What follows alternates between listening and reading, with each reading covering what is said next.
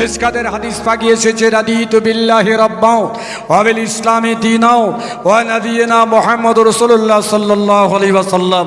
কবরে কটা প্রশ্ন হবে? তিনটে।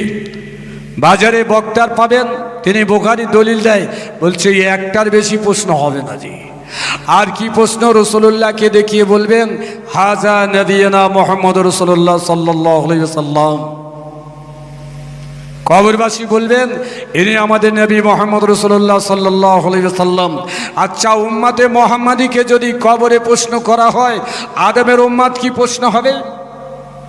মুসা নবীর উম্মত কি প্রশ্ন হবে? ঈসা নবীর উম্মতকে কি প্রশ্ন হবে না কবরে? তাহলে আমাদের নবীকে যদি আমাদের কবরে দেখে জিজ্ঞেস করা হয় ইনি কে, আদম নবীর উম্মতকে কি দেখাবেন? মুসা নবীর উম্মতকে কি দেখাবেন? ইব্রাহিম নবীর উম্মতকে কি দেখাবেন? তাহলে প্রত্যেক নবীর উম্মতদের কবরে প্রশ্ন করা হবে, এবং সেই প্রশ্ন হবে তিনটে। উম্মতে মুহাম্মাদীকে মুক্তির জন্য রসুলকে কবরে দেখানো হবে, আর উম্মতে মুহাম্মাদী বলে দেবেন হাজা নবিয়না মুহাম্মদ রাসূলুল্লাহ সাল্লাল্লাহু আলাইহি ওয়াসাল্লাম। তাহলে কবরে প্রশ্ন হবে তিনটে। এখন এই মাধ্যমিক উচ্চ মাধ্যমিক সব রেজাল্ট বার হয়ে গেছে, হয়নি? সব রেজাল্ট বার হয়ে গেছে। তাহলে একটা ছেলে মাধ্যমিক পরীক্ষার হলে বসলো, চোখে অন্ধ, কানে কালা। এই ছেলেটার হাতে যদি কলম খাতা দেন, লিখতে পারবে, পড়তে পারবে না বসে থাকবে? পরীক্ষার হলে যে ছেলেটি গেল, চোখে দেখা পায় না, অন্ধ আর কানে কালা, এ ছেলেটি লিখতে পারবে, পড়তে পারবে? চা খাওয়ার দিকে চিন্তা। তাহলে অন্ধ পড়তে পারবে না, বলতে পারবে না। তাহলে কবরবাসী যদি শুনতে না পায়, কবরবাসী যদি বলতে না পারে, ফেরেশতারা কাকে প্রশ্ন করবেন? মান রাব্বুকা ওয়া মা দীনুকা মান নাবিয়ুকা। কার প্রশ্ন করবেন? বাঁশবাকারি? কার প্রশ্ন করবেন? কাফন? কার প্রশ্ন করবে? কবরের মাটি? আলে আলামে বারজাক, কবরে যাওয়ার পরে আল্লাহ পাক প্রত্যেকের কবরে কথা বলার ক্ষমতা দান করে দেবেন, বলে সুবহানাল্লাহ। আল্লাহ পাক ক্ষমতা দেবেন। বুখারীর হাদিস পাক এসেছে, একজন গুনাহগার বান্দা, সে মুসলমান হতে পারে, বিধর্মী হতে পারে, ইহুদি হতে পারে, নাসারা হতে পারে, গায়ের কম হতে পারে। শুধু মুসলমানদের কবর দেওয়া হয় না, খ্রিস্টানদের তাদেরও বাক্সবন্দি করে দেওয়া হয়। তাহলে তাদের কবরে সকল প্রশ্ন হবে মান রাব্বুকা দীনুকা নাবিয়ুকা। কি বলবে? লাদ্রি লাদ্রি, কিছু জানি না। তাহলে মুসলমানও কথা বলবে, ক্ষমতা দেবেন আল্লাহ। ও মুসলিমও কথা বলবে, ক্ষমতা দেবেন আল্লাহ। আলে মরা মানুষ বলতে পারে, শুনতে পারে, ক্ষমতা দেবেন আল্লাহ। মৃত ব্যক্তি নিজের ইচ্ছায় নয়। তাই আবু হানিফা রাহমাতুল্লাহ আলাইহি তিনি সালাম দিয়ে দোয়া করলেন, কবরবাসীদের দেখলেন কি অবস্থায় আছে, এবং জিজ্ঞাসা করছেন সব কবরবাসী অপেক্ষা আপনি একা ভালো অবস্থায় আছেন কেন? ওই কবরবাসী বুজুর্গ বলেন, গো জামানার ইমাম আবু হানিফা, আমি যখন দুনিয়ার মুক্তি ফিরে নিয়ে আসব, আমার বিবি গর্ভবতী ছিল। আমার বিবিকে বলেছিলাম, বিবি গো, তোমার গর্ভের সন্তান যদি ছেলে হয়, তাকে তুমি কোরআন পাকের হাফেজ বানিয়ে দেবে। এই কথা বলে আমি চলে এসেছি, অর্থাৎ ইন্তেকাল করে কবরে চলে এসেছি। আল্লাহ পাক আমার বিবির গর্ভে একটা সন্তান দিয়েছেন, ছেলে দিয়েছেন। আমার বিবি ওই বাচ্চাটাকে লালন পালন করে বড় করে তাকে কোরআন পাকের হাফেজ বানিয়ে দিয়েছে। ওই ছেলেটি বাগদাদের বাজারের সেই দিকে একটা হালুয়ার দোকান আছে, মিষ্টির দোকান আছে। ওই দোকানটি হলো আমার ছেলে দোকানদারি করে, ওই দোকানে বসে ব্যবসা করে, সংসার চালায়। আর যখন খরিদ্দার থাকে না, আমার ওই বাচ্চাটা ঠোঁটটা টিপ টিপ করে নাড়তে থাকে, কোরআন পড়তে থাকে। বৃহস্পতিবার দিন শেষ করে শনিবার দিন শুরু করে, শনিবার দিন শুরু করে বৃহস্পতিবার শেষ করে, জুম্মার দিনে মসজিদে হাজির হয়ে যায়। নামাজের পরে নামাজিরা যখন মসজিদ থেকে বার হয়ে যায়, সেই সময় ছেলেটি দরজার আড়ালে গিয়ে আমি আব্বা আমার জন্য দুটো হাত তুলে কাঁদে। আল্লাহ পাক তার কোরআন খতমের দোয়াটা কবুল করে দিয়ে আমার আত্মার উপরে পৌঁছে দিয়ে থাকে। তাই সমগ্র কবরবাসী অপেক্ষা আমি বেশি শান্তিতে কবরে আছি। কে বলছেন? আবু হানিফা রাহমাতুল্লাহ আলাইহি শুনছেন। কবরবাসী বলছেন, তাহলে এই হাফেজ সাহেবটা দোকানে কি পড়তেন? কলম পেপার। গণশক্তি পেপার, আনন্দবাজার কি পড়তেন? তাহলে খরিদ্দার বেচা কেনা যখন হতো না, বসে বসে কোরআন শরীফ পাঠ করতেন। বলুন সুবহানাল্লাহ। আমাদের সমাজে অনেক রকম ব্যায়াম আছে। এ বললে মারপিট শুরু হবে, এ বললে বলবে ইমাম সাহেব ওই বক্তাটা দাওয়াত করেছে কেন, বলে উল্টো পাল্টা বলবে না জি। আর আমাদের খরিদ্দার না হলে কি হবে? কলবেরি তাস চলবে। আমাদের খরিদ্দার না হলে কি হবে? ক্যারাম বোর্ড চলবে নাকি? এগুলো তো এখন বেচে কেনার বৈশিষ্ট্য। মানেন আর না মানেন, হারাম বলেন আর হারাম বলেন, এভাবেই এখন ব্যবসা বাণিজ্য চলছে। এভাবেই ব্যবসা বাণিজ্য চলছে জি। তাহলে হালালের সঙ্গে হারামের সংমিশ্রণ হচ্ছে। তো আবু হানিফা হুজুর জানলেন ওই বাচ্চাটি কোরআন পড়ে তার আব্বার জন্য দোয়া করত। তাহলে মৃত ব্যক্তির জন্য কোরআন নাকি? হ্যাঁ, তাহলে আমরা যারা বসেছি এখানে যে দোয়া খায়ের হবে, হাত তুলে কাঁদবো আব্বা মায়ের জন্য, সেটা কি কোরআনের বিনিময় না তাবারুকের বিনিময়? কোরআনের বিনিময়ে, দোয়ার বিনিময়ে। যারা এসেছেন মেহমানদারি হিসাবে আপনাদের জন্য তাবারুক, এটা রাসূলুল্লাহ সুন্নাত, এটা রাসূলুল্লাহ সুন্নাত। তো আবু হানিফা রাহমাতুল্লাহ আলাইহি দোয়া করে দিলেন। কি পড়ে দোয়া করলেন? কিতাবটার নাম হলো কানজুল উম্মাল। এই কানজুল উম্মালের মধ্যে হাদিস পাকটি লেখা আছে। قال عبد الله بن مسعود رضي الله تعالى عنه قال رسول الله صلى الله عليه وسلم ما من امرئ مسلم مر على مقابر فليقل سورة الإخلاص 11 مرة أوهب الله تعالى أجرها آتاه الله ثوابا بعدد الأموات। নবীজি বলেন, তোমরা যদি কেউ কবরের পাশ থেকে হাঁটতে হাঁটতে গিয়ে যাও, যদি তোমাদের কবরখানায় দাঁড়ানোর প্রয়োজন পড়ে, তাহলে কবরখানায় দাঁড়িয়ে তোমরা কি করো? 11 বার তোমরা সূরা ইখলাস পাঠ করো, আর কবরবাসীর জন্য তোমরা দোয়া করো।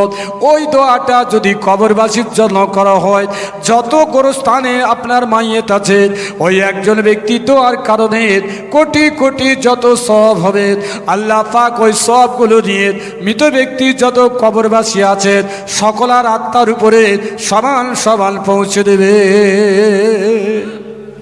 পড়লেন কজন? একজন। সব পাচ্ছে কজন? সমগ্র কবরবাসী। এখানে যারা সব পাবেন সারা পৃথিবীবাসী, সব মোমেনের জন্য দোয়া। ও বাংলাদেশ হোক, ইন্ডিয়া হোক, পাকিস্তান হোক, ভারতবাসী হোক, সব মোমেনের জন্য দোয়া। আর কবর জিয়ারাতে দাঁড়িয়ে যদি দোয়া করেন, ওই কবরখানার যত মৃত ব্যক্তি আছে, আল্লাহ নবী বললেন আতা আজরুহা লিআদাদিল আমওয়াত। আদাদ মানে সংখ্যা, যত মৃত ব্যক্তি কবরখানায় আছে আল্লাহ সকলের আত্মার উপরে সমানভাবে সওয়াব পৌঁছে দেবেন। বলে সুবহানাল্লাহ। এটা তো উত্তর বেলে গেছে নাকি?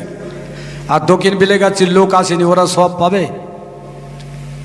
আমরা গরুর গোস্ত খাওয়া লোক বলবো না ওরা পাবে না, কিন্তু আল্লাহ কৃপণ না, বকিল না, নাউজুবিল্লাহ, আল্লাহর শানে এসব বলা চলে না।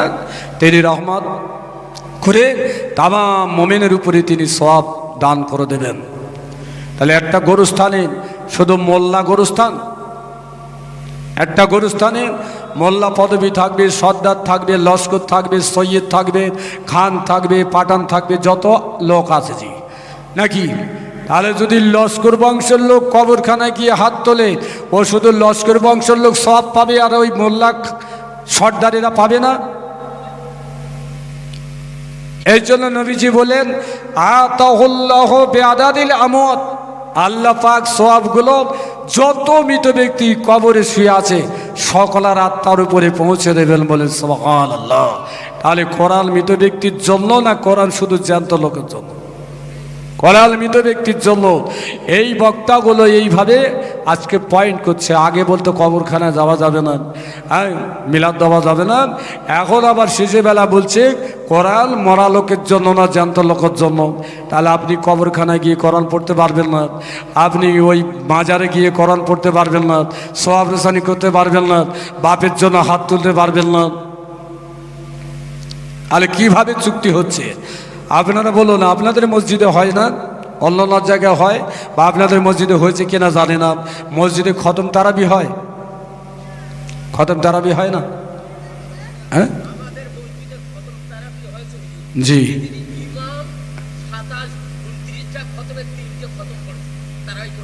আচ্ছা আচ্ছা 3 দিন তাকে দায়িত্ব দেওয়া হয়নি। তাহলে যে খতম পড়াবে সে শুধু তারাবি পড়াবে, বাকি 5 ওয়াক্ত নামাজ ওই ইমাম সাহেবকে বলা হয় না কেন? যে তারাবি খতম পড়াবে সে শুধু তারাবি পড়াবে, এসব নামাজটা সে পড়াতে পারে, বাকি তো ইমাম সাহেব পড়াবে। কিন্তু কেন আসেনি এটা আমরা বুঝি না। তারাবি খতম করবে, ওকে দেবো 20,000, আর ইমাম সাহেব একটা মাস তার কিন্তু 500 টাকা বাড়ে না, সেই যা থাকে তাই, যা থাকে তাই জি। তা এটা তো ক্ষতির কারণ। আবারও বললে মার খেতে হবে, অনেকদিন পরে এসেছে, যদি মারপিট করাও শরীয়তে যায় না। মসজিদে বলছে ইফতারের জন্য ইমাম সাহেব তারাবি পড়াবে, সুতরাং টাকা দিতে হবে। ভালো, কেউ 200, কেউ 400, কেউ 300, কেউ 100 দিল, উঠলো কত 30। যে তারাবি পড়িয়েছে তাকে দিল কত 15, মুয়াজ্জিনের 5, ইমাম সাহেবের 5, আর বাকি বলছে 10,000 টাকা মসজিদের উন্নতিতে থাকবে। এটা কি ঠিক হবে? এটা ওয়াদা খেলাফ হলো। তাহলে যখন টাকা চলছিল বলা দরকার যিনি তারাবি পড়াচ্ছেন তার এবং মসজিদের উন্নতিতে, তাহলে সকলের জন্য ভাগ বসানো শরীয়তে না যায় না। আকসার জায়গায় দেখা যায় তোলে ইমামের জন্য রেখে দেওয়া মসজিদ কমিটি উন্নতি দেখাচ্ছে, ধোকা দেওয়া হয় যে তারাবি পড়াচ্ছে কি ইমামতি করছে তার কি। এগুলো চলছে তো চলে, ঠিক নয় এগুলো তো জি।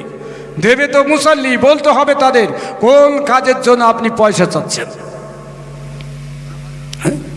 এগুলো ঠিক আছে। তো এইরকম কিছু ত্রুটি বিচ্যুতি আমাদের সমাজে ঘটছে, আল্লাহ হেফাজত করেন। আমি যেটা বলছিলাম সেটাই কি, 11 বার সূরা ইখলাস যদি পাঠ করে আল্লাহ পাক সমস্ত কবরবাসীর আত্মার উপরে সওয়াব পৌঁছে দিয়ে থাকেন, বলে সুবহানাল্লাহ। তাহলে এই সূরা ইখলাসটা কোথায় আছে? এ বুখারীর হাদিস পাকে আছে না কোরআন পাকে আছে? কোরআন পাকে আছে। তাহলে কোরআন মৃত ব্যক্তির জন্য, কোরআন মৃত ব্যক্তির জন্য। قال أبي هريرة رضي الله تعالى عنه قال رسول الله صلى الله تعالى عليه وسلم من قرأ القرآن وختمه ودعا له عمن عرف ألف ملاك من السبيل المساجد ومن المسائل السبع 40 يوما। আল্লাহ নবী বলেন মান কারাল কোরআন ওয়া খাতামাহু, যে ব্যক্তি কোরআন পড়তে পড়তে শেষ করে ফেললো, ওয়া দাআ লাহু, আর মৃত ব্যক্তির জন্য যদি দোয়া করে। লড়াছড়া হচ্ছে, আমার খুব ভয় লাগছে জি। কেন এত মাস্টার আছে কেটে কেটে কেটে কেটে ওয়াজগুলো ঠিক হেডলাইনের বাইরে দিয়ে দেয় জি। সেই জন্য আমি অন্য জায়গায় কোনো জায়গায় ইউটিউব চালাতে দিই না। তো আমার মাওলানা ভাই বললেন কলিমুল্লাহ হুজুর আমার নিষেধ আছে, তো সেই জন্য অনুরোধ করবে যে কেটে কেটে আপনারা ওয়াজ ছাড়বেন না, যা শুনছেন তাই ছাড়বেন, কেটে কেটে আর হেডলাইনটা পাল্টাবেন না জি। কখনো কখনো দেখা যাচ্ছে একটা বক্তার লাল কালি দিচ্ছে আবার সবুজ কালি দিচ্ছে, পক্ষপাতিত্ব করে জি। ফরফরার বিরুদ্ধে লাল কালি, আবার বসিরাটওয়ালাদের জন্য সবুজ কালি। কেন ভাই তোমরা এই পক্ষপাতিত্ব করবে কেন? এগুলো ঘটছে এখন জি, পক্ষপাতিত্ব করে কোনো জায়গায় ক্রস দিচ্ছে, আবার কোনো জায়গায় টিক চিহ্ন দিচ্ছে জি। তো এগুলো ভ্রান্তি মানুষ এই শোনার পরে বিভিন্ন মূল্যায়ন করে। তথ্য বিকৃতি হওয়ার জন্য ওয়াজ ছেড়ে যাব নেকি পাবেন, ঠিক তত গোনা হবে যদি বিকৃতি হয় আপনাদের তথ্যগুলো। তো আল্লাহ নবী বর্ণনা দিলেন মান কারাল কোরআন ওয়া খাতামাহু, কেউ যদি কোরআন খতম করে। তা এই হাদিস পাকে এসেছে কোরআন যদি খতম করে। আমি রমজান মাসে একটা ক্যাসেট শুনলাম, বলছে মসজিদে তারাবি খতম করা হলো হারাম। কোরআন পড়া হারাম, জীবনে ওয়াজ শুনেছেন? কোরআন পড়া হারাম, জীবনে ওয়াজ শুনেছেন? নাপাক অবস্থায় লা ইয়ামাসু ইল্লাল মুতাহহারুন, অপবিত্র অবস্থায় কোরআন স্পর্শ করো না। কিন্তু কোরআন পড়া হারাম এরকম কোনো হাদিস আয়াত পাওয়া যায়নি। তাহলে কি ওয়াজ আজকে সমাজের কাছে আমরা পরিবেশন করছি? তারাবি খতম করা হারাম। কেন বলছে রসুল খতম করেনি? রসুল নিষেধ করেছে কোথায়? একটা হাদিস দেখাও। রসুল নিষেধ করেছেন তারাবিতে কোরআন পড়া যাবে না, এরকম একটা হাদিস দেখাও। তা বলতে পারবে না। তাহলে এখানেও কোরআন পড়া বন্ধ। রসুল বলেন মাল কারাল কোরআন খাতামাহু, যদি কেউ কোরআন পড়ে খতম করে, এই জন্য তারাবিতে কোরআন খতম করার পরে 27 তারিখ 26 তারিখে একটা দোয়া হয় না, হয় না মসজিদে? হয়তো। তাহলে পড়লেন তো 26 দিন নামাজ, তাহলে কোরআন খতম দোয়া হবে কিভাবে? নামাজের বিনিময়ে দোয়া হয়? 26 দিনে কোরআন খতম করলেন আর মিষ্টি মিঠাই নিয়ে মিলাদ দিয়ে দোয়া করলেন, নামাজ পড়লেন, নামাজের বিনিময়ে দোয়া হয়? তাহলে ওই নামাজটা সুন্নাত, ফরজ নামাজ সওয়াব রেসানি হয় না, কিন্তু নফল নামাজ সওয়াব রেসানি হয়। তো ইমাম সাহেব নয় হাফেজ সাহেব 1 মাস ধরে খতম তারাবি করেছেন, সেই সঙ্গে মিলাদ হয়, একটু দোয়া হয়, বিভিন্ন লোক কিছু মিষ্টি মিশাই কেনার পয়সা দেয়, তারা দোয়া খায়ের করে আর কবরবাসীর জন্য চোখের পানি ফেলে হাত তোলে। এটা মসজিদে বন্ধ আছে না চলে? তাহলে এ তো মৃত ব্যক্তির জন্য। তাহলে মাওলানা তোমার ফতোয়াটা কোথায়? তাহলে মসজিদেও তারাবিতে খতম পড়তে পারবে না, আর খতম পড়ার পরে দোয়াও করতে পারবে না। এও ফতোয়া আজকে সমাজে ক্ষতির কারণ। এই জন্য নবীজির হাদিস আছে, দাজ্জালুনা কাজ্জাবুন, দাজ্জালের মতো মিথ্যাবাদী হবে। ইয়াতুনাকুম মিনাল হাদিস, এমন হাদিস বর্ণনা করা হবে তোমরাও শোনোনি, তোমাদের বাপ দাদারাও শোনেনি। আমরা কোনোদিন শুনেছি তারাবি খতম করা হারাম? আপনারা হয়তো জানেন না, যারা ক্যাসেট শোনে, যারা নেটে ওয়াজ দেখে, তারা কিন্তু বলতে পারবে যে এইসব ওয়াজ নেশে তখন সমাজে তত আমাদের পশ্চিমবাংলায় এই ব্যায়ামটা তত নেই যত এই ব্যায়ামটা বাংলাদেশ থেকে আমাদের এপারে আসছে। আল্লাহ হেফাজত করেন। নবীজি বলেন ওয়াদা আলাহু, কোরআন খতমের পরে যদি দোয়া করে, আম্মানার ফালফা মালাক মিনাস সাবিলাল মাসাইদ ওয়াইলাল মাসাইল আসসাবি 40 ইয়াওমা। আল্লাহ নবী বলেন যদি কোরআন খতম করার পরে মৃত ব্যক্তির জন্য যদি দোয়া করে, ওই দোয়াটা যদি সন্ধ্যায় হয়, পরের দিন সকাল, অথবা সকালে যদি দোয়া করে পরের দিন সন্ধ্যা, 40 দিন পর্যন্ত 4000 ফেরেশতা আল্লাহর কাছে মাগফিরাত কামনা করে দোয়া করতে থাকে। সুবহানাল্লাহ। কে বললেন? নবীজি। তাহলে একদিন দোয়া করলে 40 দিন পর্যন্ত 4000 ফেরেশতা দোয়া করতে থাকে। তাহলে একদিন যদি দোয়া করেন, সেটা কোরআন খতমের পরে যদি দোয়া হয়। কি আগে রমজান মাসে অনেক বাড়িতে ইমাম সাহেবকে পড়ার জন্য বলতো, মাদ্রাসার তালিবে ইলমদের ডেকে এনে বাপের সওয়াব রেসানি করতো। এখন কিন্তু আস্তে আস্তে বন্ধ হয়ে যাচ্ছে, বলছে বেকার, ওসব খাওয়ানো বেকার। হ্যাঁ, বাপের সম্পদ ভোগ করছো, বাপের জায়গা জমি ভোগ করছো, বাপের ঘরে বসে আছো, দাদুর ঘরে বসে আছো, নানা কেলে সম্পদ পেয়ে বিক্রি করে মোটর বাইক চড়ছো, তাদের হকটা আদায় করবে কে? কে হক আদায় করবে? তোমার নানা তো একদিন তোমাকে কোলে করে নিয়ে ঘুরেছিল, তোমার নানি তো কোলে করে নিয়ে দোয়া করেছিল আমার এই নাতিটা বড় হবে, বংশের উজ্জ্বল হবে। আজ তারা কবরে চলে আছে, তাদের সম্পদ খাচ্ছ, তাদের জায়গা জমি ভোগ করছো, আর তাদের জন্য দোয়া করতে গিয়ে বলছো বেকার। হ্যাঁ, চলছে ভাবে জি। আরো বললে মার খেতে হবে জি। ঘোড়া ছুটে কি উপকার আছে বলেন? ঘোড়া ছুট, হ্যাঁ, ঘোড়া ছুটে কি উপকার আছে জি? কবাডি খেলায় কি উপকার আছে? গজি খেলায় কি উপকার আছে? নাগরদোলায় কি উপকার আছে? এগুলো সব পয়সা ব্যয় করে হচ্ছে, মুসলমান করছে, মুসলমান চালাচ্ছে।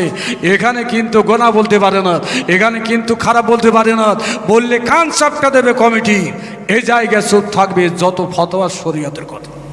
হ্যাঁ, যত ফতোয়া শরীয়তের বেলা। আল্লাহ পাক হেফাজত করেন। আমি আরেকটি হাদিস শোনাচ্ছি। قال عبد الله بن عمر رضي الله تعالى عنهما قال رسول الله صلى الله عليه وسلم إذا مات أحدكم فلا تحبسوه واشرعوا إلى قبره وليقرأ فاتحة البقرة عند رأسه وليقرأ ختمة البقرة عند رجله। আল্লাহ নবী বলছেন ইজা মাতা আহাদুকুম, তোমাদের যদি কেউ মারা যায়, তাহলে কেউ মানে বেটা ছেলে হতে পারে, মেয়ে ছেলে হতে পারে, বয়স্ক হতে পারে, যুবক হতে পারে, জওয়ান হতে পারে, যুবতী হতে পারে, বাচ্চা হতে পারে, শিশু হতে পারে।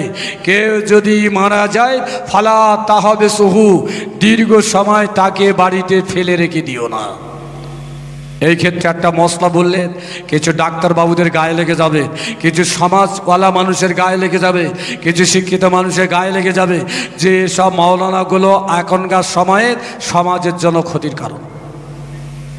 বলবো তাহলে যে রুগীটা বিষ খেলো, অ্যাক্সিডেন্ট হলো, মার্ডার হয়ে গেল, হসপিটালে পৌঁছে গেল দীর্ঘদিন থাকতে থাকতে, তাহলে ওই লাশটা বরফ দিয়ে বাড়িতে পাঠানো যায় যাতে দুর্গন্ধ না হয়, যাতে পচে না যায়। কিন্তু যে হাজি সাহেব, যে মাওলানা সাহেব, যে ইমাম সাহেব, যে আল্লাহওয়ালা, যে সুফি সাহেব কালমা পড়তে পড়তে, কোরআন পড়তে পড়তে বিছানা শুয়ে থাকতে থাকতে মারা গেল, জামাই আছে সৌদি আরবে, মেয়ে আছে বোম্বাই, নাতি আছে দুবাই, এদের মুখ দেখার জন্য ডাক্তারি মতে 48 ঘন্টা বরফ দিয়ে বাড়িতে লাশ ফেলে রাখা যাবে? হ্যাঁ, কথা বলুন। আমার মতো কত ফুচকা আলেম বলবে ছাড়ো তো, ওসব ফতোয়া এখন চলে। রসুল বললেন যা মাতাহাদুকুম ফালা তাহাবেসুহু, তোমাদের মধ্যে কেউ যদি মারা যায় দীর্ঘ সময় বাড়িতে ফেলে রাখতে পারবে না। আর তোমার জামার মুখ দেখার জন্য, বেটির মুখ দেখার জন্য 48 ঘন্টা ডাক্তারি অনুমতি দিয়ে তুমি বরফ দিয়ে লাশটা ফেলে রেখে দিয়েছো। নবীজি বলেন কাসরুল ইজামুল মাইয়িতে কা কাসিল আজাদ, জ্যান্ত লোকের হাড্ডি কাটলে যেমন জ্যান্ত লোক কষ্ট পায়, মৃত ব্যক্তির হাড্ডি কাটলে মৃত ব্যক্তি কষ্ট পায়। এর জন্য সাহাবীদের শহীদ হওয়ার পরে গোসল দেওয়া হয়নি, ওই অবস্থায় দাফন, ও ছিল আলাদা শরিয়ত। এখন কিন্তু সমাজ গিলে ফেলেছে যে কোনো একটা কোনো কারণে মারা গেলে পোস্টমর্টম ব্যতীত আপনাকে ছাড়বে না, সরকারের আইন। তাহলে সরকারের আইন যদি হয়, তাহলে মৃত ব্যক্তির শরীরে এখান যদি বিলেট দিয়ে চেয়া দেন, হাতুড় দিয়ে মাথার খুলি তুলে দেন, কলিজা টেনে বার করেন, মাথার ঘিগুলো বার করেন, রসুলের হাদিস অনুসারে মৃত ব্যক্তি কষ্ট পাবে, সমাজ বলছে করতে হবে, না হলে তোমাকে দাফন করতে দেওয়া যাবে না। তাই অনেক সময় আমার মুসলমান ভাইরা যারা কমরেড আছে, নেতা আছে, বিষ খাওয়া বা কোনো রকম মারা গেল, তারা ছোটাছুটি করে থানায় এদিক সেদিক করে ফোন ফান করে কি বলে পোস্টমর্টে পাঠাও না, এইভাবে দাফন করে দাও। কেন কেন করে যাতে লাশটা কাটা সেটা না হয়, লাশের কোনো ক্ষতি না হয়। একটা লোকের পিপাসা লেগেছে, 500 গ্রাম থামস আপ দিলেন, তাতে ঠান্ডা আছে কি পরিমাণ, কিন্তু এমন বোতল দিলেন তাতে বরফ ভরা, ও কি খাওয়ার উপযুক্ত? কথা বলুন না থামস আপ দিলেন কিছু ঠান্ডা, আপনি খেলেন, কিন্তু ওই থামস আপে যদি বরফ ভরা থাকে, গ্লাসে দিলে আপনি খেতে পারবেন? পারবেন না। দাঁত যন্ত্রণা হবে, মাড়ি যন্ত্রণা হবে, চোখ কনকন করবে। জ্যান্ত থাকা অবস্থায় বরফের টেম্পারেচার বেশি হওয়ার জন্য যদি কষ্ট হয়, ইন্তেকালের পরে যত খুশি বস্তায় করে বরফ দিয়ে আর আপনাকে ঠেসে রেখে দিয়েছে জামাই আর মেয়ের মুখ দেখানোর জন্য, আপনার মৃত্যুর পরে যন্ত্রণা হবে না কমবে? হ্যাঁ, বুড়া আঙুল দেখাবে। ছাড়া তো এসব মশলা। হ্যাঁ, ডাক্তারবাবুরা বলেছে আমাদের মতো কচি কচি মলি সাহেবদের ফটো তখন গ্রান্টেড হবে না, এগুলো চলছে। এখন যুক্তিতর্ক বলবেন হুজুর, তাহলে আমার বাবের বেলা 2 দিন রাখা না যায়, আর ফুরফুরা হুজুরদের 3 দিন রাখলো কেন?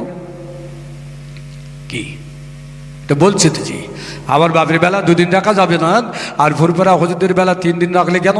আরে ফুরফুরা হুজুরদের আমল, তাদের ঈমান, তাদের আকীদাত আর তোমার বাপের আমল দুটো সমান, দুটো সমান। ছোট হুজুর পীর কাবলাকে 3 দিন পর্যন্ত আমি নিজে চোখে দেখেছি ফ্যান চালানো হয়েছিল। কি ইন্তেকালের পরে ফ্যান চালানো হয়েছিল ছোট হুজুর পীর কেবলা।